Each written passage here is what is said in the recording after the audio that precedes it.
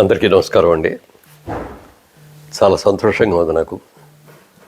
ఎందుకంటే ఎన్నో సంవత్సరాలుగా ఎదురు చూసిన ఈ పద్మ అవార్డ్స్ ఫంక్షను నిన్న సాయంత్రం 6 గంటలకు అనౌన్స్ చేసినప్పటి నుంచి అనేక మంది మిత్రులు, శ్రేయోభిలాషులు, మీడియా వారు అందరూ కూడా ఫోన్ చేస్తుంటే వాళ్ళందరికీ కూడా నా సంతోషాన్ని పంచుకునే అవకాశం నాకు వచ్చింది.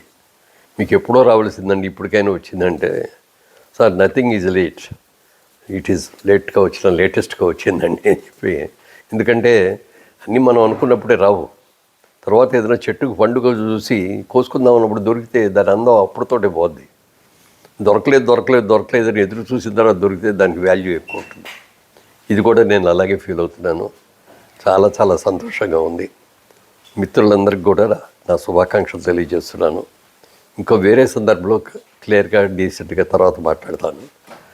ఇంత మంచి అవార్డు వచ్చినందుకు ఇచ్చినటువంటి నరేంద్ర మోడీ గారికి, ప్రధానమంత్రి నరేంద్ర మోడీ గారికి, అలాగే ఆంధ్రప్రదేశ్ ముఖ్యమంత్రి చంద్రబాబు నాయుడు గారికి, తెలంగాణ రాష్ట్ర ముఖ్యమంత్రి రేవంత్ రెడ్డి గారికి, అలాగే మా చలనచిత్ర పరిశ్రమలో ఉన్న అందరి ప్రముఖులకి, అందరి సహకారంతో, అలాగే అందరి పాత్రికేయ మిత్రులతోటి వాళ్ళందరికీ కూడా నా హృదయపూర్వకంగా నా శుభాకాంక్షలు తెలియజేస్తున్నాను.